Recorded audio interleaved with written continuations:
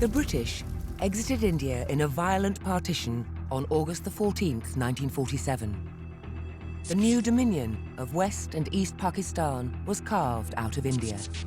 A country united by Islam, but divided by 1,000 miles of each other, differing in culture and language. 24 years later, a civil war rips the country in 1971, pitting Bengali nationalists and the Pakistani military. I will not come in the way of the maximum possible autonomy to East Pakistan, as long as it doesn't amount to a separate Pakistan. And I am fighting for a principle, for a cause, and for the emancipation and freedom of my people. With eyewitness accounts, we examine the reasons behind the violent birth of Bangladesh from East Pakistan.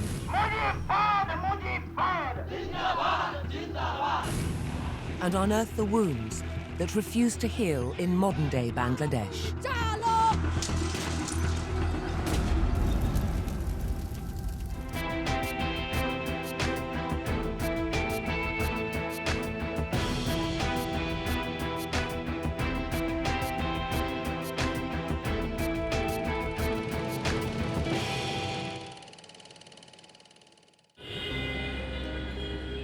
Bangladesh is a young Muslim country that gained independence in 1971. Its political, cultural, and economic microcosm is the capital city of Dhaka. Its 17 million inhabitants are proud of their cultural heritage and pluralistic values. This building in downtown Dhaka is a living reminder of the scars of war that distinguished the country's bloody battle for independence. The Liberation War Museum houses 21,000 artifacts from the 9-month-long battle against the Pakistani army in 1971. This is a submachine gun used by the freedom fighters. Mofidul Haq, a trustee of the museum, personally collected artifacts from the Bengali freedom movement's fight against the Pakistani army. Liberation War Museum was established in 1996. The door was opened on 22nd March 1996 at a rented 2-story building. This is about the resistance, the people's struggle, how they organized themselves, and then in various areas which were freed from the Pakistani occupation, and also how they took the training and entered into the territory and confronted the Pakistan army.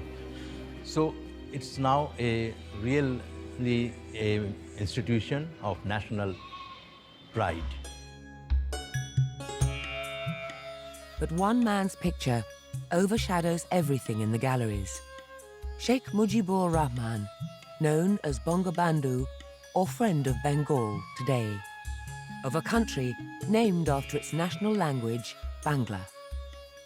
Bangabandhu আমাদের জাতির পিতা এবং আমার মতে বাংলাদেশের বা বাঙালির সবচেয়ে বড় নেতা উনি। বঙ্গবন্ধু যদি শব্দটাকে আমরা বিশ্লেষণ করি তাহলে দ্বারা বাংলার বন্ধু। গোপালগঞ্জের কোটালীপাড়ায় জন্মগ্রহণ করেছিল আমাদের প্রাণপ্রিয় নেতা, আমাদের জাতির পিতা Bangabandhu. Nearly 70 years ago, Mujib, a student leader from the Bengal province, fought valiantly for the creation of Pakistan. The Muslim-majority country was born in violence on August the 14th, 1947. Splitting the provinces of Bengal and Punjab off from India, it led to mass migrations. Hindus moved towards India and Muslims to Pakistan. There were 2 boxes placed before the voters. Pakistan was written on one box and Hindustan was written on the other box. Rohidad Khan was a young Muslim presiding officer in 1947 when he opted for Pakistan. It was like a dream come true. We found it very difficult to believe that the day had come for the British to leave India. The Muslims are going to have their own sovereign, independent, progressive country in those parts in India where they were in a majority, you see. I saw the Union Jack coming down and the Pakistan flag going up. 14th August 1947, you see. The anger and pain of leaving their homes soon turned violent. Hindus and Muslims, who once lived together, were out for each other's blood. I saw truckloads of dead bodies and wounded person being brought to the hospital. And at night, you could hear, Pakistan Zindabad, Pakistan Zindabad, and other people saying, the Hindus and the Muslims, condemning the division of Pakistan and raising slogans and killing each other, Despite the violence, Muhammad Ali Jinnah of the Muslim League led Pakistan's independence in the Muslim-majority areas of British India. West Pakistan formed on one side, and the province of Bengal became East Pakistan. 1,000 miles of India separated the two. Pakistan was created on the assumption that there are only two nations that inhabit the Indian subcontinent, Hindus and Muslims, and that they can never live together. That was Mr. Jinnah's premise. That was the basis on which Pakistan was formed. But the idea of Muslim unity soon started to crumble, with East Pakistan and West Pakistan drifting away as early as 1948. Ramna Racecourse, Maidan, 1948. Founder of East and West Pakistan, Muhammad Ali Jinnah, arrives in East Pakistan on his first and last speech in Dhaka. Let me make it very clear to you, leave no doubt that the state language of Pakistan is going to be Urdu and no other language. And anyone who tries to mislead you is really the enemy of Pakistan. Jinnah's bid to unite the country by language exacerbated the divisions further. East Pakistan, which constituted 57% of Pakistan's population, demanded that their mother language, Bengali, be made the state language. Rafiqul Islam, then a 7th grade student living in Dhaka, was present at Ramna Racecourse Maidan on this historic day. Besides Urdu, they also tried to change the script of Bangla. And once they tried to impose Arabic script, that means the Urdu script, because Urdu is written in Arabic or Persian script anyway. They tried to make one single language, that is a Pakistani language, which is a very Ethiopian idea, because nobody can create a language, It's not that one can create a language by a martial law ordinance. So all sorts of this madness, I don't know, were there among the Pakistani leaders. Mujib, a young student leader, was soon disillusioned as the bureaucracy of the Hindu was merely replaced by that of West Pakistan. Dhaka was without any infrastructure. Dhaka was not competent enough to become the capital of United Pakistan. So that's why Karachi became a capital of United Pakistan. When Karachi became capital of United Pakistan, so the whole power also transferred to West Pakistan. Before the language issue could be settled, on September the 11th, 1948, Pakistan's founding father, Muhammad Ali Jinnah, dies in Karachi due to a stroke. When I heard that Mr. Jinnah had passed away, it was like lights coming out, and Pakistan was plunged in darkness, And we were all wondering, who is going to look after Pakistan now that Mr. Jinnah is gone, And there were demonstration processions all over. Jinnah is not dead, Jinnah is alive, But people were not really prepared, for the untimely death of Mr. Jinnah, Time was ripe for a young Mujib to begin the Bangla language movement at Dhaka University with immediate effect. They didn't realize, I think, how deeply attached Bengalis were to their language, I think if Mr. Jinnah had announced that there will be two national languages, one will be Urdu and the other will be Bengali, perhaps there would have been no trouble, you see. The language controversy had pushed Mujib, an ardent fan of Jinnah, into becoming a Bengali nationalist who now saw West Pakistan as an imperial power. Everybody is very puzzled about why an astute politician like Mr. Jinnah would have thought that his statement that Urdu should be the national language of Pakistan, the official language of Pakistan, would be welcomed in Bengal, because the Bengalis are a proud people. For anybody to come from outside, one who doesn't even know their language, to come and say that, no, you must change your language so that it suits the government, the central government in Karachi, West Pakistan, is what is good for Pakistan. Well, that was simply not acceptable. The stage was set for a violent clash that was to define the growing Bengali nationalist movement.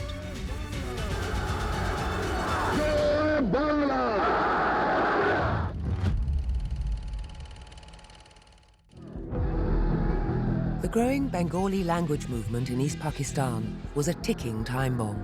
It exploded into violence on the 21st of February 1952, when student activists clashed with police. 11 student leaders were gunned down in a brutal crackdown by the West Pakistan authorities. On that day, for their mother tongue, the Bengalis laid down their lives. So that changed the whole scenario of the eastern part of the subcontinent. Massive protests, led by Mujib, resulted in Bengali finally being accepted as the national language in 1956. But limited representation of Bengalis in government jobs due to racism was a simmering issue. West Pakistanis, and I include myself as a young boy and then as a teenager, being very racist, because we were told, look, the Bengalis, they can't be really good Muslims because they're dark and they don't speak Urdu. West Pakistan was also complicit in creating constitutional problems for East Pakistan. They could not produce a constitution in 2 years' time, you see, They delayed it, they went on, they delayed it, you see, They did not accept the majority of East Pakistan. Against rising agitation, the one-unit formula was crafted and implemented to bring parity between East and West Pakistan. Introduced in 1956, both wings were to get 40 seats each in the Constituent Assembly in Karachi under this scheme. Without knowing how to balance the two, they created two provinces, merging the West Pakistan into one unit, 4 provinces. Now, obviously, it solved the problem for the time being. The power-sharing formula was seen as a conspiracy in East Pakistan to eliminate their majority in the country. Protests, led by Mujib, began. To quell all instability, elections were announced in 1959. Before the elections could be held, the Pakistan Army struck. Military Chief Ayub Khan seized power in 1958 in his bid to boost the economic growth of both East and West Pakistan. Well, you people have gone through this process for a long, long time. And I think Western type of democracy, when you talk about that type of democracy only exists north of the English Channel, doesn't it? It hasn't really successfully worked anywhere else. If anyone called you a military dictator, how would you answer? Well, I'll say talking bloody rubbish, that's all. A 5-year economic plan was launched by Ayub, in which great advances were made in infrastructure and military development. The Bengalis, however, were not invited to share in this development. Pakistan was ruled by the military rulers from 1958. So Pakistan Army was more cruel and more arrogant. And they thought that they can just keep the Bengalis under their feet. The center of gravity shifted, from the parliament to the to the GHQ, and the Bengali said, we are not represented in the army, you see. So this is not the Pakistan that we fought for. Ayub Khan transformed West Pakistan into a rapidly developing country. Pakistan became the fastest growing economy in Asia, outstripping Japan, India, and China at the time. It was dubbed the Decade of Development for West Pakistan.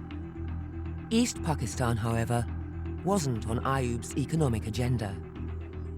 At that time, the main export was jute, and jute was produced only in East Pakistan. And the whole earning was spent for the development of Pakistan. And East Pakistan remained totally neglected. Ayub's priority was the military. He pumped millions into arming it to bolster West Pakistan's defense capacity against India. East Pakistanis had big argument that despite there being a majority of population, they were getting less money. The martial law years under Ayub Khan systematically stomped on Bengali rights, leading to East Pakistan's demand for an autonomous province free from West Pakistan control. That is when I think the process of Bangladesh movement became stronger.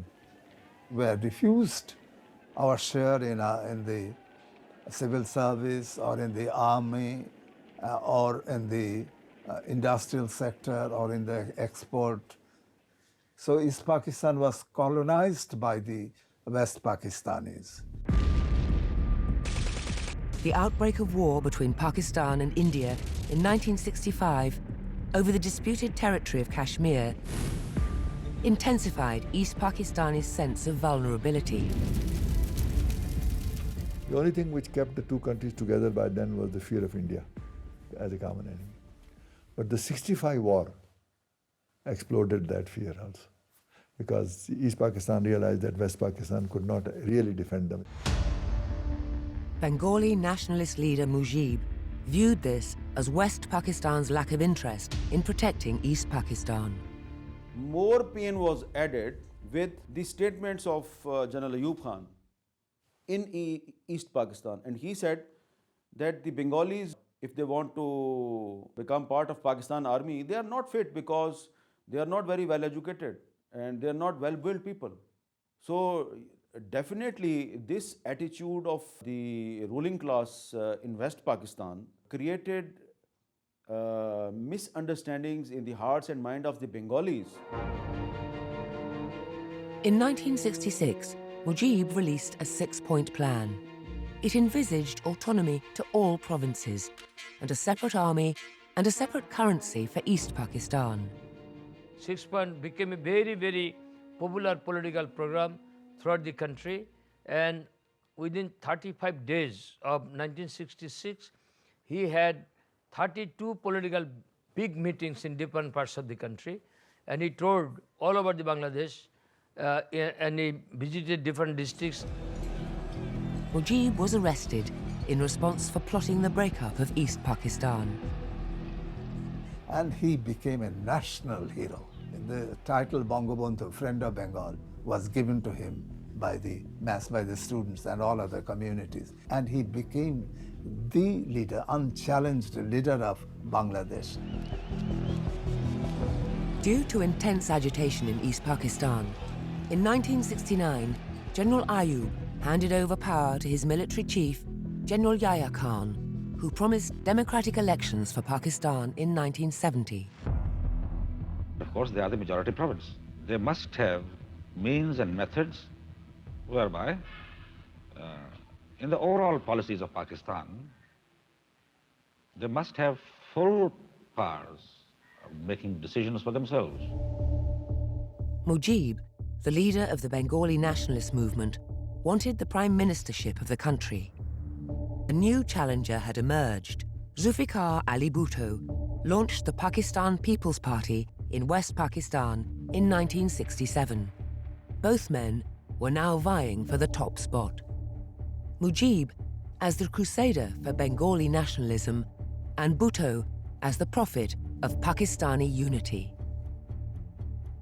Dr. Mubashir Hassan, a founding member of the Pakistan People's Party in 1967, knew the country was heading for a political split.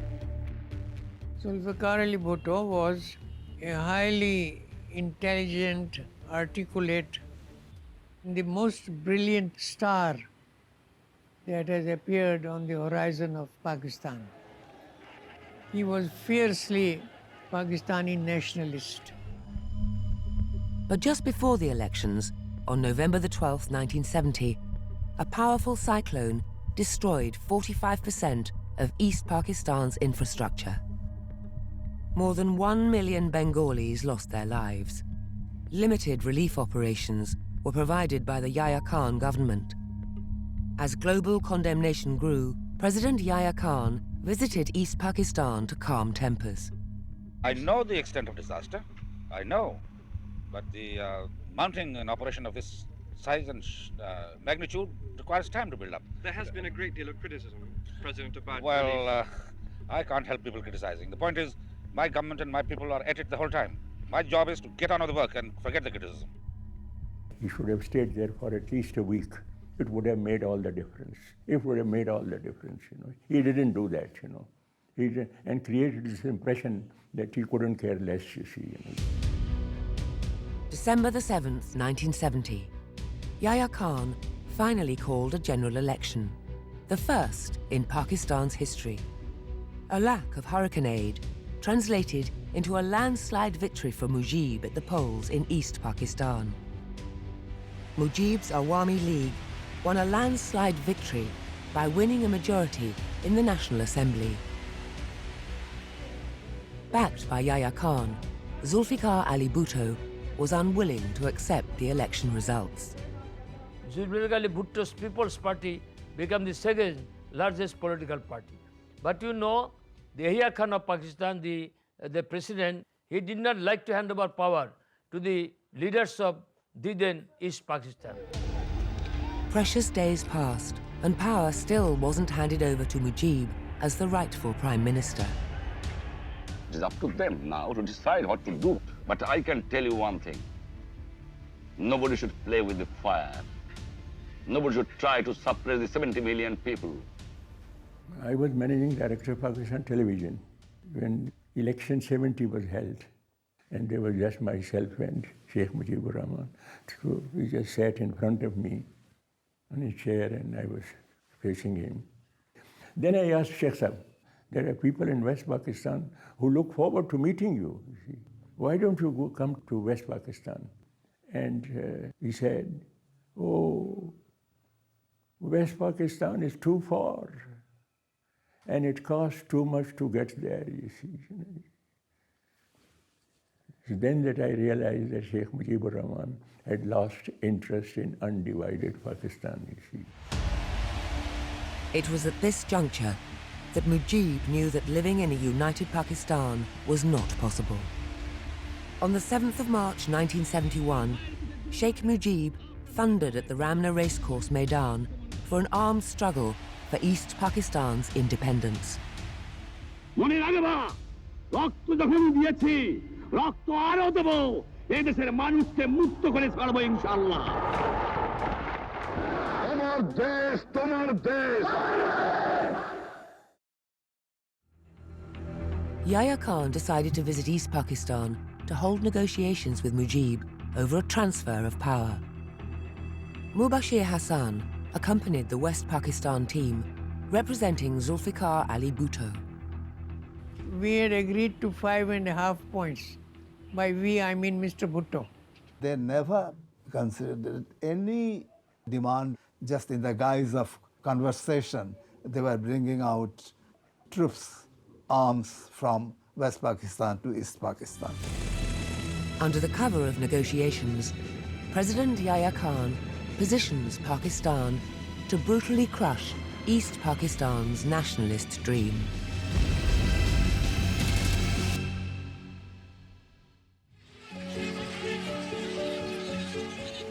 Led by the charismatic Bengali nationalist leader Mujibur Rahman, the Awami League's landslide victory in the 1970 East Pakistan election was deeply resented in Karachi.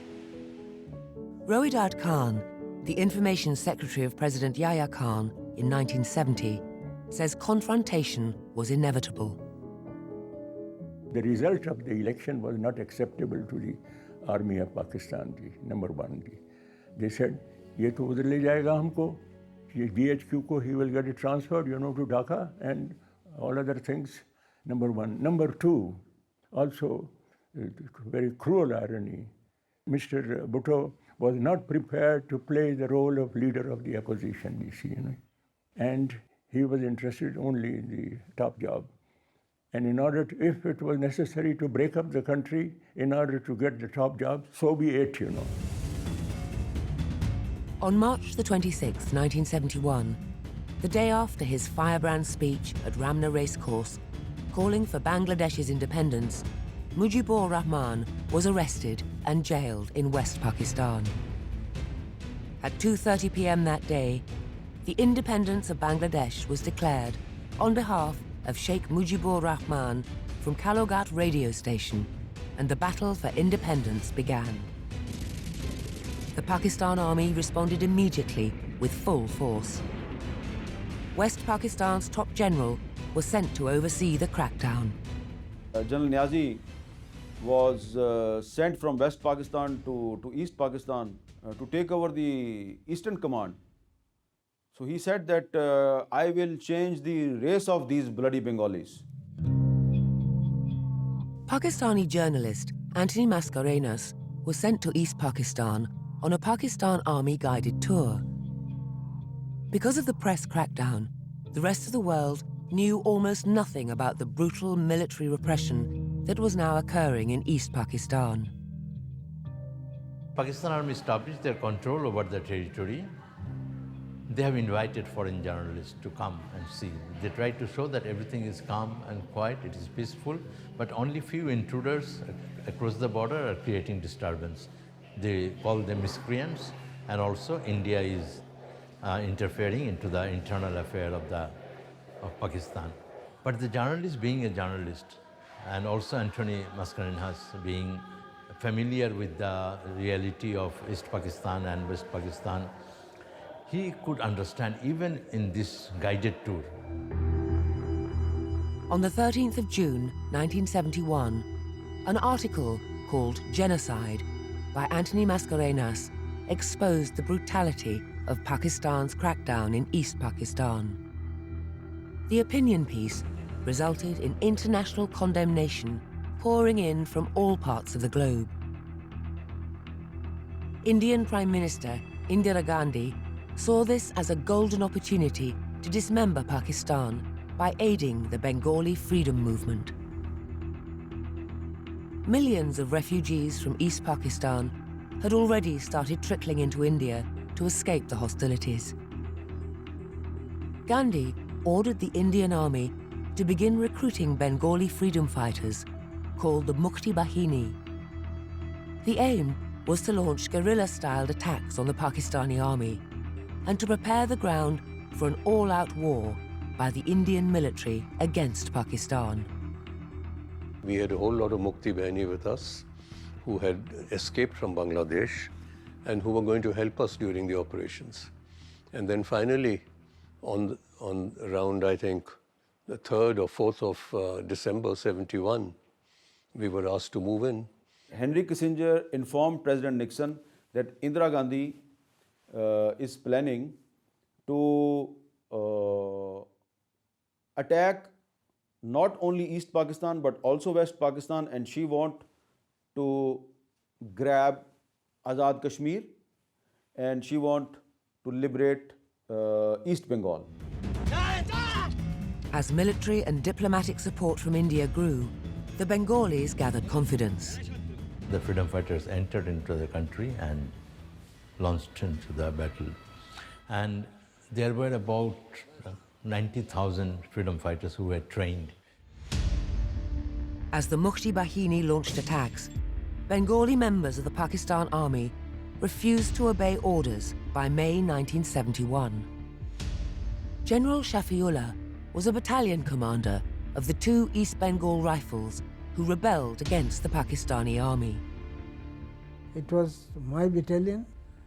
তাদের নিয়ে আমি একটা শপথ বাক্য পাঠ করাই যে সবার হাতে একটা করে পতাকা দিয়ে বলছে আজকের থেকে আমরা বাংলাদেশের সৈন্য যতক্ষণ পর্যন্ত আমরা পাকিস্তানিদের আমাদের দেশ থেকে বিতাড়িত করতে পারছি ততদিন পর্যন্ত আমরা লড়ে যাব যা হয় হবে The Pakistan army, now viewed as an occupying force, was outnumbered. Pakistan government buildings and army personnel were targeted in guerrilla attacks as East Pakistan descended into civil war. They took position against the Liberation Army from here, and they fired the 3 inches mortar from here, and they killed so many innocent Bengalis. Shahryar Kabir became a freedom fighter against West Pakistan's forces in 1971 after watching their murderous campaign. At that time, you won't find not a single family in Bangladesh who has not lost their near and dear ones. There were killing fields around Dhaka, in Rayar Bazar, in Mirpur, in Mahmudpur. There are many, many killing fields. The dead bodies of the intellectuals, they were thrown there. And our family members, they were desperately looking for dead bodies of their near and dear ones. On December the 3rd, 1971, Pakistan launched preemptive airstrikes against India on the Western Front to divert attention from East Pakistan. A full-blown war had now begun on both the eastern and western fronts of Pakistan.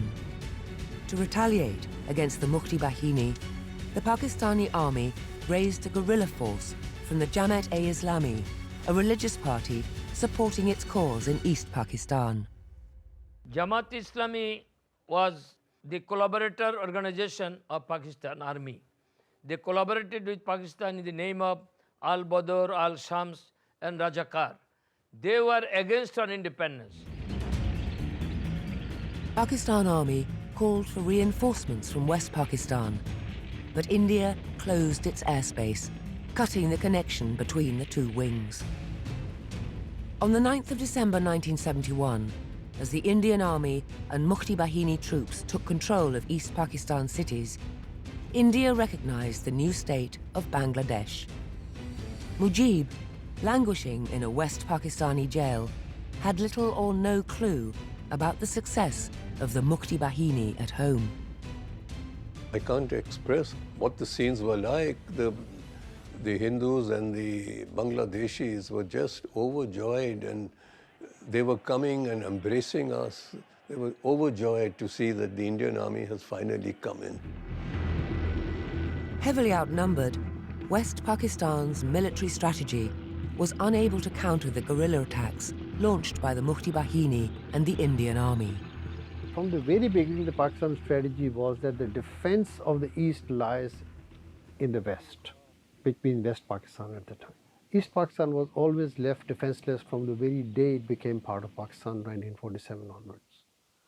And the amount of forces that they were there to defend, 4 division-sized forces with barely any tanks, barely any guns, which was totally defenseless. Pakistan's army in East Pakistan received orders to surrender on December the 16th, 1971. We were not in favor of ceasefire. मैंने उसको कहा याया खान को, I said, well, we have lost East Pakistan, but that's not the end of the war, you see, I think quite capable of giving them a bloody nose, you see, You know what he told me?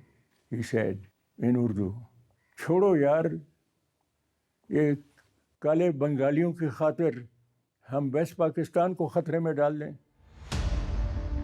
Indian Army Chief Jagjit Singh Arora signed the Instrument of Surrender with General Niazi of the Pakistan Army in Dhaka. Then a captain, General Shafiullah, still remembers the historic surrender of December the 16th, 1971. এক পর্যায়ে আমি দেখি যে নিয়াজি তার সিগনেচারটা পুরো করে নেই এ কে নিয়া তা আমি জেনারেল অরোরাকে বললাম যে sir he has not completed his signature তো তাকে আবার তার ওখানে ওই ZZI লেখা দিচ্ছে নিয়া লিখে রাখছে জি লেখা নাই তো এটা সিগনেচার করার পরে চারিদিক থেকে মানুষ জয় বাংলা স্লোগান দিয়ে Well, at that time it was a mixed feeling because we have lost so many of our colleagues, so many people, so many relatives at the one side. In another side, there was a mixed feeling. In one way, we were very happy and jovial about our newly earned independence, but on the other hand, we lost everything. It is estimated that between 300,000 and 3 million civilians were killed in East Pakistan. Well, it's both propaganda and both exaggeration of history, but at the same time, that doesn't mean that atrocities did not happen to the Bengalis. This was a very bitter war. There were two sides of the story always. Before the Pakistan Army's crackdown happened in March, there were West Pakistanis who were brutally killed by the same forces who used to call them Mukti Banis. According to Indian accounts, 93,000 Pakistani troops and civilians were taken in as prisoners of war. In January 1972, a month after the surrender, West Pakistan released Mujibur Rahman, who returned to Bangladesh to a rousing reception. The fate of a united Pakistan was firmly sealed. The vision of Muhammad Ali Jinnah squandered within 24 years. Sheikh Mujib was sworn in as the first Prime Minister of Bangladesh. Expectations on Mujibur Rahman to deliver as the new country's saviour were exceedingly high. As regards our relation with Pakistan, I expect Mr. Bhutto to accept the reality of the independent, sovereign People's Republic of Bangladesh. The troubles for the newly created state weren't over yet, as Mujib was soon to discover.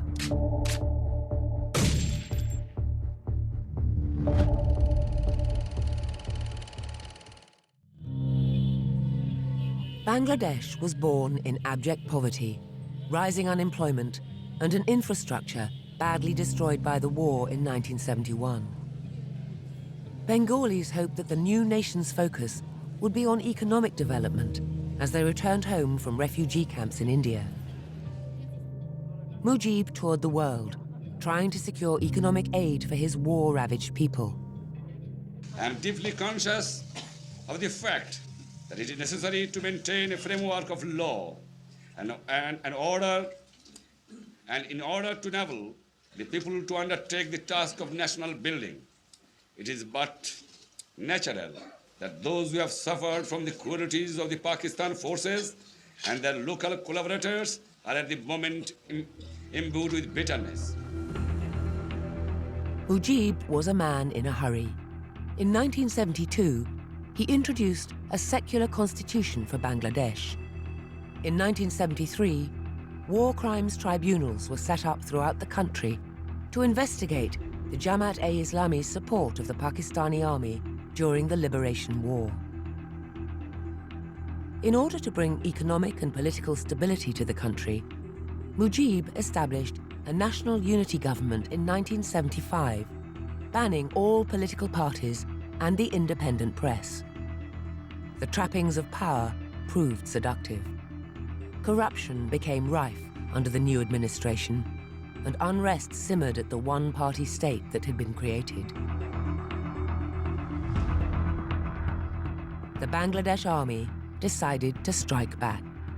On the 15th of August 1975, Mujibur Rahman and his family were all assassinated at his residence in a military coup.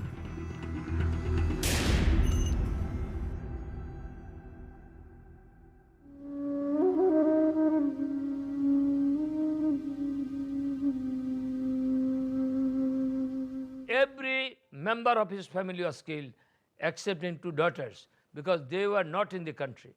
The present Prime Minister, who is the daughter of the founding father of the nation, Prime Minister Sheikh Hasina, she was out of the country.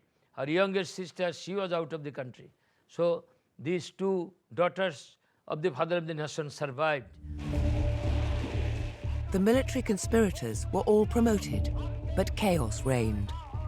Coup and counter-coup were all mounted by warring factions within the military before General Zia-ur-Rahman secured power as president of the country. Bangladesh adopted a secular democratic constitution in 1972. So that is one reason that the pro-Pakistanis in Bangladesh, they didn't like it. And that's why, that resulted the brutal assassination of Sheikh Mujibur Rahman. It was the pro-Pakistani armies who wanted to change the constitution, who wanted to stop the ongoing trial of the Bangladesh, genocide. The Bangladesh military, under General Zia, amended the constitution to recognize Islam and halted the war crimes tribunals against the Jamaat-e-Islami. As political agitation continued in the streets, General Zia's wife, Khaleda Zia, launched the Bangladesh National Party, supported by the Jamaat-e-Islami, to Islamize Bangladesh again. The continuing battle between Islamic and secular forces for control refused to go away. Mujib's daughter, Sheikh Hasina, returned to Bangladesh to reclaim her father's secular vision for Bangladesh.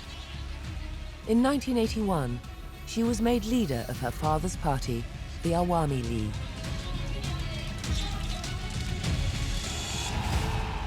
In 1996, Mujib's daughter, Sheikh Hasina, won power in elections and became the Prime Minister of Bangladesh.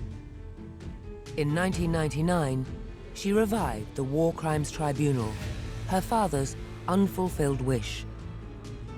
Hasina consolidated her grip on power, continuing her electoral success as the new century dawned. Nearly 13 years later, in June 2012, key figures from the Jamaat-e-Islami, including leader Abdul Qadir Mullah, were imprisoned for life. But the Bangladeshi youth disagreed with the verdict. They wanted the war criminals hanged. Imran Sarkar launched the Shahbag movement in 2013 to force the government to reverse the life imprisonment sentences and hang perpetrators of the 1971 war crimes. Pakistan আর্মির এত দূর থেকে 1200 mile দূর থেকে এসে বাংলাদেশের কারা মুক্তিযুদ্ধের পক্ষে, কারা মুক্তিযুদ্ধ করছে, কারা বাংলাদেশের নাগরিক, এদের চিনিয়ে দেওয়াটা সহজ ছিল না। মূলত এই যে চিনিয়ে দেয়া এবং এখানকার স্থানীয় কোলাবোরেটর হিসেবে যে মূল দায়িত্বটি পালন করেছে সেটি হচ্ছে জামায়াতে ইসলাম।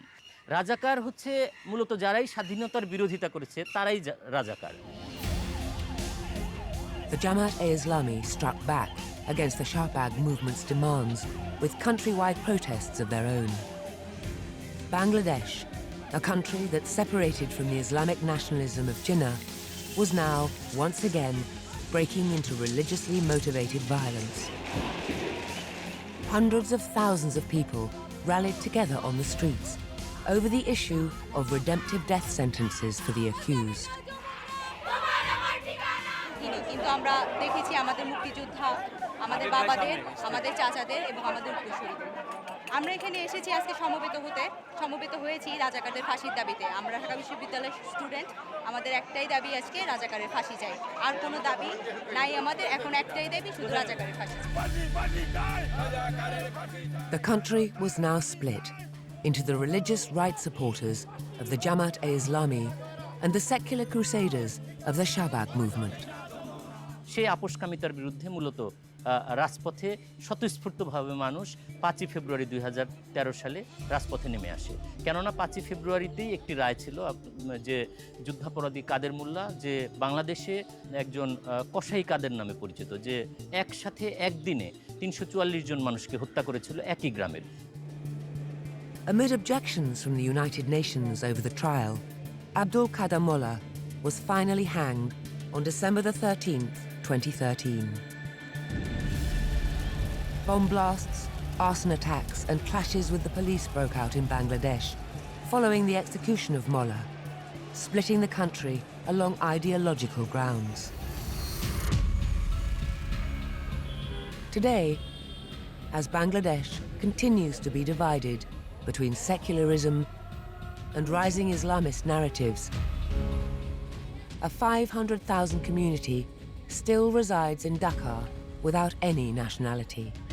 They're known as the stranded Pakistanis of Bangladesh. This ethnic Bihari minority stayed loyal to Pakistan when they migrated to East Pakistan in 1947 from India. Today, these people are lost in limbo, with neither India, Pakistan, or Bangladesh claiming them. Jabbar Khan heads the stranded Pakistanis of Bangladesh in Camp Geneva, a temporary encampment that has been running since 1971. Sheikh Mujibur Rahman साहब जीत करके आए थे, अगर उनको दे दिया जाता, prime minister बना दिया जाता तो क्या वो खा जाते पाकिस्तान को। और भुट्टो साहब क्या नाम है को बना दिया गया तो भुट्टो साहब ने क्या सोने का पाकिस्तान बना दिया। कोई बात नहीं, तो बात ये थी कि इक़्तिदार हमारे हाथ में रहे, इक़्तिदार की जंग थी, इक़्तिदार के लिए दो कौम को लड़ा दिया। Housed in cramped conditions with no sanitation, these stranded Pakistanis do not have travel documents of any country. A homeless people that once dreamt of a prosperous life in a new Muslim nation when they responded to Jinnah's call in 1947, today they struggle to survive. जाहिर सी बात है, जिन्ना साहब के पाकिस्तान बनने के बाद पाकिस्तान की हैयत बिगड़ गई, पाकिस्तान की शक्ल बिगड़ गई और पाकिस्तान से जो एक्सपेक्ट था, जो उम्मीद थी, वो बदल गया। एक्चुअली में एक्सप्लॉयटेशन अगर किसी कौम का हुआ है तो हमारा हुआ है। सरकारी मुलाजमत के दरवाजे हमारे लिए बंद थे, एकदम मुकम्मल। बहुत सारे लोगों को क्या नाम है ये अनडिजायरेबल पर्सनालिटी बोल करके निकाल दिया गया। The events of 1971 may now be long over, but the pain and misery of this group of stranded Pakistanis continues to haunt. उनके क्लैरियन कॉल पर हम लोग पाकिस्तान आए और आने के बाद ट्रेन के डिब्बे में रहे, खुद ही खाया, 3-3 महीना तनख्वाह नहीं मिलती थी। हमने रेल को चलाया, हमने TNT को चलाया, हमने सिगरेटिएट को चलाया। या यहाँ के लोगों का कोई कसूर नहीं, का कसूर पाकिस्तान के जो पाकिस्तान में लोग रह रहे हैं उन्होंने पाकिस्तान को तोड़ा है। What started as a dream of a separate state for the Muslims of South Asia in 1947 has turned into a nightmare for both Pakistan and Bangladesh. The battle between secularism and Islam continues to rage in Bangladesh in a long simmering feud that continues to disturb the political cohesion of the South Asian region's youngest Muslim state.